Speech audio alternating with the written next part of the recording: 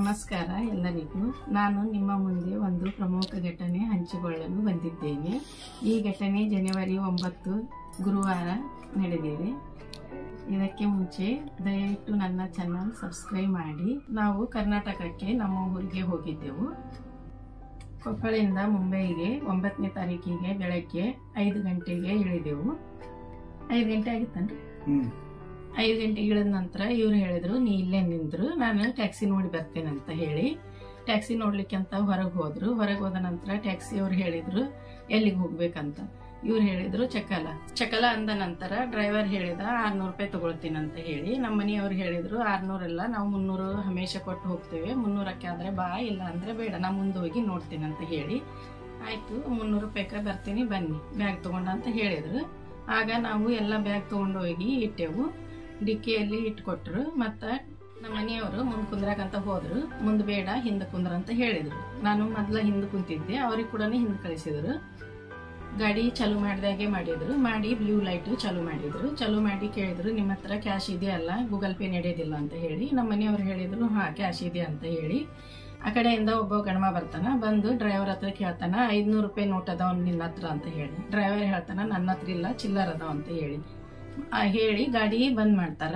ಗಾಡಿ ಬಂದ್ ಮಾಡಿದ ನಂತರ ನಮ್ಮ ಮನೆಯವ್ರಿಗೆ ಕೇಳ್ತಾರ, ಅಂಕಲ್ ಜಿ ನಿಮ್ಮ ಹತ್ರ 1000 ರೂಪಾಯಿ ಇದೆಯಾ, 500 ನೋಟ್ ಅಂತ ಹೇಳಿ.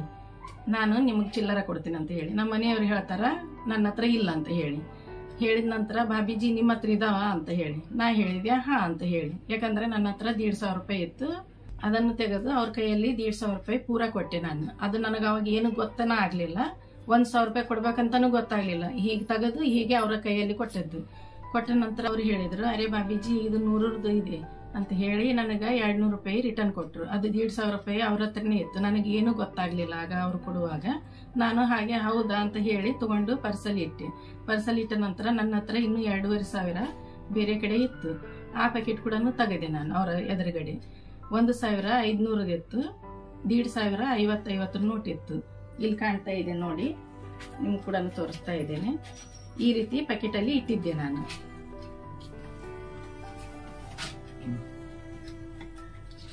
ಈ ರೀತಿ ಇದನ್ನ 2 ನೋಟ್ ತೆಗೆದು ಅವರಿಗೆ ಕೊಟ್ಟೆ. ಕೊಟ್ಟ ನಂತರ ಅವ್ರು ಹೇಳಿದ್ರು, ಅರೆ ಬಾಬೀಜಿ ಏತು ಫಟಾವು ಅಂತ ಹೇಳಿದ್ರು. ಇದು ಇಲ್ಲಿ ಹರಿದಿರ್ಲಿಲ್ಲ. ಅವ್ರ ಉಗುರಿಂದ ನೋಡಿ ಈ ರೀತಿ ಹರಿದಿದ್ದಾರೆ. ನಿಮ್ಗೆ ಕೂಡ ಹೇಳ್ಕೊಳ್ಳಿ ನೋಡಿ, ನಿಮ್ಗೆ ಕೂಡ ಕಾಣ್ತಾ ಇರ್ಬೋದು. ಇಲ್ಲಿ ಈ ರೀತಿ 2 ನೋಟ್ ಹರಿದು ಕೊಟ್ಟಿದ್ದಾರೆ. ಇದನ್ನ ಸ್ವಲ್ಪ ಹರಿದಿದ್ದಾರೆ. ಈ ರೀತಿ ಹರಿದು ಕೊಟ್ಟರು. ಕೊಟ್ಟ ನಂತರ ಅವ್ರು ಹೇಳಿದ್ರು, ಇನ್ನು ಇದೆಯಲ್ಲ ನಿಮ್ಮ ಹತ್ರ, ಅದನ್ನ ತೆಗೆದು ಕೊಡಿ ಅಂತ ಹೇಳಿ. ನಾನು ಹೇಳಿದೆ ಅವರಿಗೆ 50 ರೂಪಾಯಿ ಇದ್ದಿದ್ದು, 500 ಅಲ್ಲ ಅಂತ ಹೇಳಿ. ಟೀಕೆ ಅಂತ ಹೇಳಿದ್ರು. ಹೇಳಿದ ನಂತರ 1 ನಿಮಿಷ ಸುಮ್ಮನೆ ಕುಂತರು. ಕುಂತ ನಂತರ ನಮ್ಮ ಮನೆಯವ್ರು ಹೇಳಿದ್ರು, ನಿಮ್ಗೆ ಗೊತ್ತಾಗೋದಿಲ್ಲ, ಇಲ್ಲ ಅಂತ ಹೇಳಿದ್ರೆ ಮತ್ತೆ ಯಾಕೆ ಕೇಳ್ತೀರಿ ಅಂತ ಹೇಳಿ. ಹೇಳಿದ ನಂತರ ಮತ್ತು ಗಾಡಿ ಸ್ಟಾರ್ಟ್ ಮಾಡಿದ್ರು. ಗಾಡಿ ಸ್ಟಾರ್ಟ್ ಮಾಡಿ ಮತ್ತೆ ವಾಪಸ್ ಬಂದ್ ಮಾಡಿದ್ರು. ಬಂದ್ ಮಾಡಿ ಹೇಳಿದ್ರು, ಅರೆ ಇದು ಗಾಡಿ ತುಂಬಾ ದೊಡ್ಡದಾಗುತ್ತಾ, ನಿಮ್ಗೆ ಸಣ್ಣ ಗಾಡಿಯಲ್ಲಿ ಕುಂದರ್ಸ್ತೀನಿ ನಡಿ ಅಂತ ಹೇಳಿ ಸಣ್ಣ ಗಾಡಿಯಲ್ಲಿ ಕರ್ಕೊಂಡು ಹೋದ್ರು. ಎಲ್ಲ ಸಾಮಾನು ಕೂಡ ಇಟ್ಕೊಟ್ರು ಅವರೇ. ಟ್ಯಾಕ್ಸಿಯಲ್ಲಿ ಅದೇ ವಿಚಾರ ಮಾಡ್ತಾ ಕುಂತಿದ್ದೆ. ನಂದು 150 ರೂಪಾಯಿ ಎಲ್ಲಿ ಹೋಯ್ತು, 200 ರೂಪಾಯಿ ನೋಟ್ ನನ್ನ ಹತ್ರ ಇರ್ಲಿಲ್ಲ, ಎಲ್ಲಿಂದ ಬಂತಂತ ಹೇಳಿ. ಅರ್ಧ ಕಿಲೋಮೀಟರ್ ಹೋದ ನಂತರ ಟ್ಯಾಕ್ಸಿ ಅವ್ರು ಹೇಳಿದ್ರು, ಯಾವಾಗ್ಲೂ ನೀವು ಸ್ಟೇಷನ್ ಇಂದ ಹೊರಗಡೆ ಬಂದ ನಂತರ ಟ್ಯಾಕ್ಸಿ ಹಿಡಿಬೇಡಿ, ಯಾಕಂದ್ರೆ ತುಂಬಾ ಮೋಸ ಮಾಡ್ತಾರೆ. ನಾ ಕೇಳಿದೆ ಡ್ರೈವರ್ ಹತ್ರ ಯಾಕಂತ ಹೇಳಿ. ಡ್ರೈವರ್ ಹೇಳಿದ, ಇದು ಒಂದು ದೊಡ್ಡ ಗ್ಯಾಂಗ್ ಇದೆ ಅಂತ ಹೇಳಿ. ಆ ಲೈಟ್ ಚಾಲು ಮಾಡಿದ ನಂತರ ನಮಗೆ ಏನು ಗೊತ್ತಾಗೋದಿಲ್ಲ, ಎಲ್ಲ ನೋಟು ಒಂದೇ ತರ ಕಾಣ್ತಾ ಇರ್ತವು. ಅವಾಗ ನಾ ಡ್ರೈವರ್ಗೆ ಹೇಳಿದೆ, ಹೌದು ನಮಗ್ ಕೂಡ ಇದೇ ರೀತಿ ಆಯ್ತು, ನಂದು ಕೂಡ 150 ರೂಪಾಯಿ ಹೋಯ್ತು. ಅದಕ್ಕಾಗಿ ಡ್ರೈವರ್ ಹೇಳಿದ, ಯಾವ ಸರ್ಕಲ್ ರೀ ಅದ, ನಾರಾಯಣ ಸರ್ಕಲ್ ಹತ್ರ ಬಂದು ಯಾವಾಗ್ಲೂ ಟ್ಯಾಕ್ಸಿ ಹಿಡೀರಿ, ಅಲ್ಲಿ ಹಿಡಿಬೇಡ್ರಿ ಅಂತ ಹೇಳಿ.